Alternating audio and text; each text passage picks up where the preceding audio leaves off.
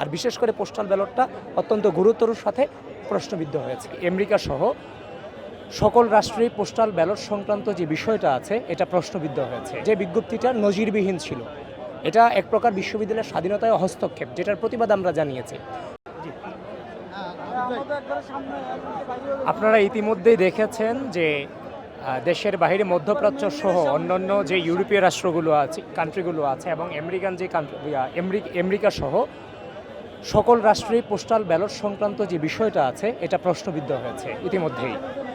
এর বাইরেও ইতিমধ্যেই দেখে থাকবেন যে কমিশন যে স্বাধীনভাবে সিদ্ধান্ত নেওয়া তার যে ক্যাপাসিটি, সেটা নিয়ে ইতিমধ্যেই প্রশ্ন উঠেছে।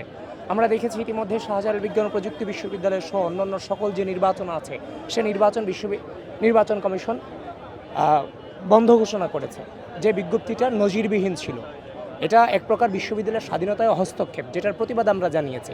কিন্তু আমরা পরবর্তীতে দেখতে পেলাম একটা নির্দিষ্ট সংগঠন কর্তৃক যখন নির্বাচন কমিশনে আসা হলো তখন আবার নির্বাচনের স্থগিতাদেশ উঠিয়ে দেওয়া হলো। এটার মধ্য দিয়ে অন্যান্য যে বিরোধী রাজনৈতিক ছাত্র সংগঠনগুলো আছে এগুলোর উপর নেগেটিভ ইম্প্যাক্ট পড়ে। তাহলে একটা নির্বাচন কমিশন যদি যথাযথভাবে তার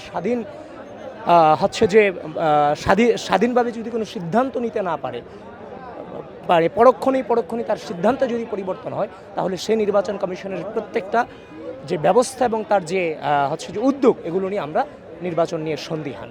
আর বিশেষ করে পোস্টাল ব্যালটটা অত্যন্ত গুরুতর সাথে প্রশ্নবিদ্ধ হয়েছে। তো এগুলো নিয়ে সামগ্রিক ব্যাপারে বাংলাদেশ জাতীয়তাবাদী ছাত্রদল সেখানে অবস্থান কর্মসূচি নিয়েছে। That's all. Thank you.